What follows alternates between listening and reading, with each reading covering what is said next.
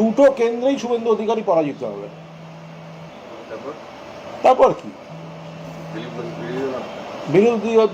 বিরোধী দলনেতার সিটটা আজ ওনাদের পেতে হবে, যে মানে 30টা তো অন্তত চাই, নইলে বিরোধী দলনেতা পদটাও তো আসবে না। সেটা তো ওদের ব্যাপার। কিন্তু শুভেন্দু অধিকারী দুটো আসন থেকেই পরাজিত হতে চলেছেন। আজকে তৃণমূল কংগ্রেস যে মাস্টার স্ট্রোকটা দিয়েছে এবং অভিষেক বন্দ্যোপাধ্যায় যাকে জয়েন করালেন, আরে তিনি তো শুভেন্দুদের হয়ে সামলে রাখতেন, কিন্তু তিনি বুঝেছেন যে এটা না, এভাবে হয় না, এতে ক্ষতি হচ্ছে, নন্দীগ্রামের মানুষের ক্ষতি হচ্ছে, শুধু উগ্র ভাষণ এবং ভেদাভেদের রাজনীতি হচ্ছে, মানুষের উপকার হচ্ছে না। তো তিনি এবার বিধায়ক হয়ে কাজ করবেন।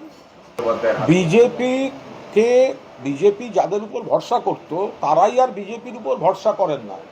পবিত্র কর ওখানকার একজন দক্ষ সংগঠক, কোনো কারণে হয়তো বিজেপিতে গেছিলেন, তিনি বুঝতে পারছেন যে ওখানকার বিধায়ক হিসেবে, বিতর্কিত বিধায়ক, বাট ওখানকার বিধায়ক হিসেবে শুভেন্দু অধিকারী কোনো কাজ করেননি, গঠনমূলক কাজ করেননি, সমস্যা তৈরি হয়েছে, মানুষের পাশে নেই, শুধু রাজনীতি হচ্ছে, ধর্মের নামে ভেদাভেদ হচ্ছে। তিনি চলে এসছেন। নন্দীগ্রাম পবিত্রকর বিধায়ক লিখে রেখে দিন, নন্দীগ্রামে পবিত্রকর বিধায়ক, ভবানীপুরে বিধায়ক এবং মুখ্যমন্ত্রী মমতা বন্দ্যোপাধ্যায়। তাহলে এই দুটো তরফে লড়া বাকিদের কি হবে সেটা তারাই জানেন। নন্দীগ্রাম তৃণমূল কংগ্রেস জিতবে অন্তত 18,000 ভোটে, আর ভবানীপুর তৃণমূল কংগ্রেস জিতবে 50,000-এর বেশি ভোটে।